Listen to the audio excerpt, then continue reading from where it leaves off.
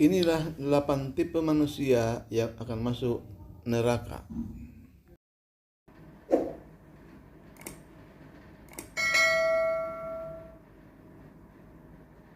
Wahyu 21 ayat 1 berkata, "Lalu aku melihat langit yang baru dan bumi yang baru, sebab langit yang pertama dan bumi yang pertama telah berlalu, dan laut pun tidak ada lagi."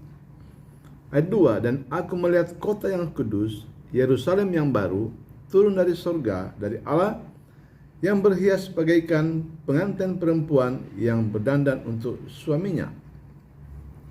Ayat 3, "Lalu aku mendengar suara yang nyaring dari tahta itu berkata, Lihatlah, kemah Allah ada di tengah-tengah manusia, dan ia akan diam bersama-sama dengan mereka.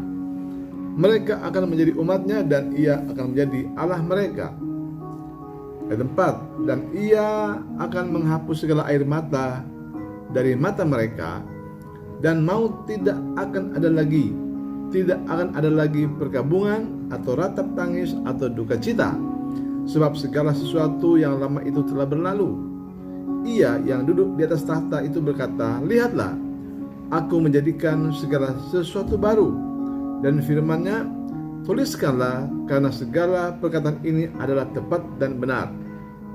Ayat 6, firman-Nya lagi kepadaku, "Semuanya ini telah terjadi. Aku adalah Alfa dan Omega, yang awal dan yang akhir. Orang yang haus akan kuberi minum dengan cuma-cuma dari mata air kehidupan. Barang siapa menang, ia akan memperoleh semuanya ini, dan aku akan menjadi Allahnya, dan ia akan menjadi anakku." Nah, ini yang dimaksud orang-orang yang tidak akan masuk surga. Pertama, ayat 8 ya. "Tetapi orang-orang penakut, orang-orang yang tidak percaya, orang-orang keji, orang-orang pembunuh, orang-orang sundal, tukang-tukang sihir, penyembah-penyembah berhala, dan semua pendusta, mereka akan mendapat bagian mereka di dalam lautan yang menyala-nyala oleh api dan belerang. Inilah kematian yang kedua." Dan inilah 8 tipe manusia yang akan masuk neraka.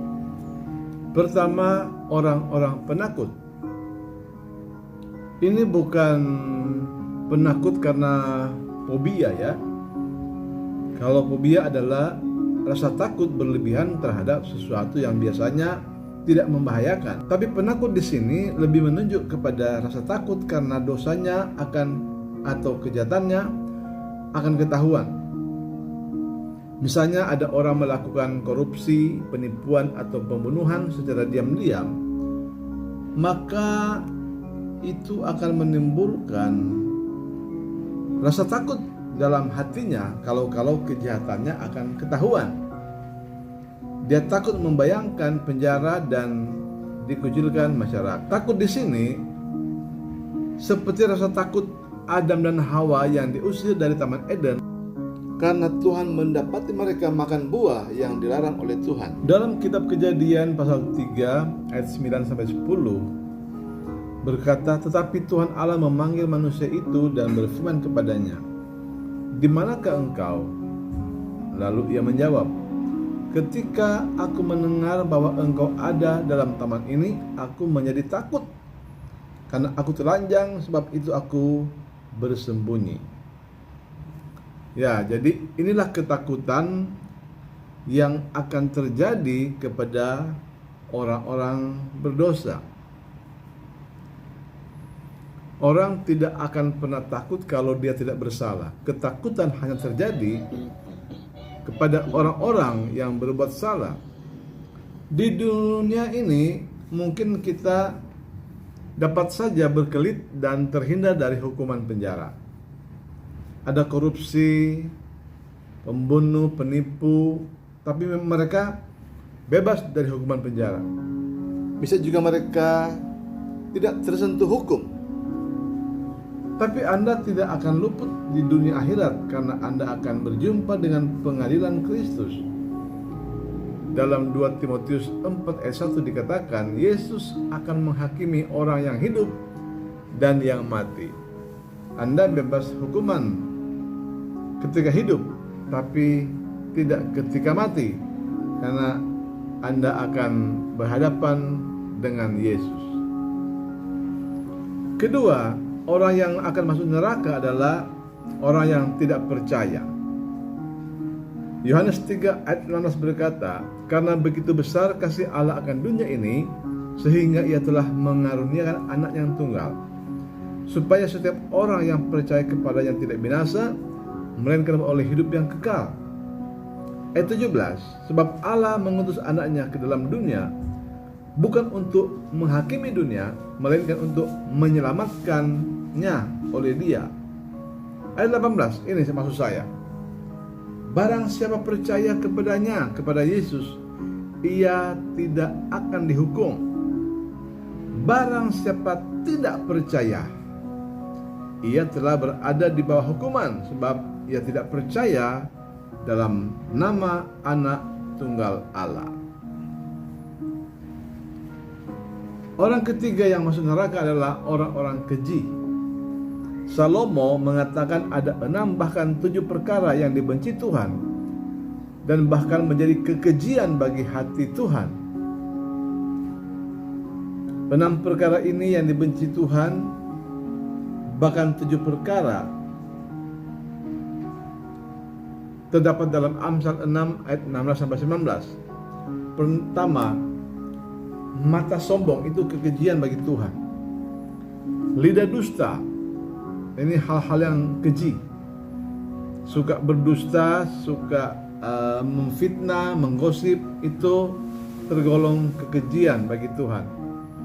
Tangan yang menumpahkan darah orang yang tidak bersalah, itu kekejian. Hati yang membuat rencana-rencana jahat, jadi dalam hatinya ingin mencelakai orang, mungkin ingin bikin orang bangkrut dan sebagainya. Lalu kaki yang segera lari menuju kejahatan. Ya. Seorang saksi dusta yang menyembur-nyemburkan kebohongan. Orang yang suka bersaksi dusta itu adalah hal yang keji bagi Tuhan dan yang menimbulkan pertengkaran saudara. Ini yang disebut orang yang keji. Yang keempat, orang yang masuk neraka adalah pembunuh. Ya, banyak pembunuhan yang terjadi di seluruh dunia, dan mereka itu masuk orang-orang yang akan masuk neraka. Kelima, orang-orang sundal. Ya, orang sundal adalah orang yang akan masuk neraka. Pelacuran, baik pelacur wanita maupun pelacur pria, itu adalah orang-orang sundal. Dunia pelacuran itu tergolong orang-orang sundal menurut Alkitab. Keenam, tukang-tukang sihir. Ini menyangkut dunia perdukunan, magic, santet menyantet, ilmu hitam dan sebagainya. Itu tergolong tukang-tukang sihir. Ketujuh adalah penyembah berhala. Penyembah berhala adalah orang-orang yang akan masuk neraka. Apakah itu menyembah patung-patung atau menyembah manusia, memberhalakan manusia, itu adalah penyembahan berhala. Atau Anda menyimpan jimat-jimat, opo-opo, itu juga merupakan penyembahan berhala. Kedelapan, pendusta. Kata Yesus di dalam Matius 5 ayat 37, "Jika ya, hendaklah kamu katakan ya. Jika tidak, hendaklah kamu katakan tidak. Apa yang lebih daripada itu berasal dari si jahat." Si jahat itu atau si iblis. Yohanes 8 ayat 44 dijelaskan bahwa iblis adalah bapa segala dusta. Sadar atau tidak, kita mungkin pernah melakukan hal-hal seperti ini. Jadi tidak ada satupun dari kita yang pantas untuk masuk surga. Semua kita akan masuk neraka. Tapi ini kabar baik buat saudara.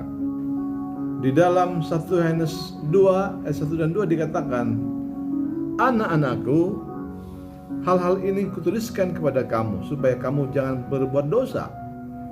Namun jika seorang berbuat dosa, kita mempunyai seorang pengantara pada Bapa, yaitu Yesus Kristus yang adil. Dan ia adalah pendamaian untuk segala dosa-dosa kita. Dan bukan untuk dosa kita saja, tapi juga untuk dosa seluruh dunia. Jadi sebenarnya kita semua tidak ada yang pantas masuk surga. Semua kita akan masuk ke neraka. Karena Roma 3 ayat 23 berkata, semua manusia telah berdosa dan telah kehilangan kemuliaan Allah.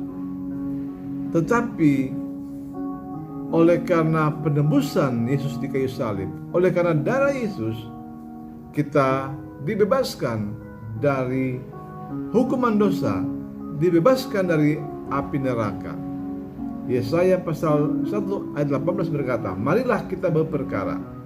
Firman Tuhan, sekalipun dosamu merah seperti kirmisi, akan menjadi putih seperti salju. Sekalipun berwarna merah seperti kain kesumba, akan menjadi putih seperti bulu domba. Tapi jika Anda tidak mau percaya pada Yesus, berarti Anda memang sengaja memilih untuk masuk neraka. Ingat, hidup kita hanya sejengkal dari maut dan neraka. Jangan sampai terlambat.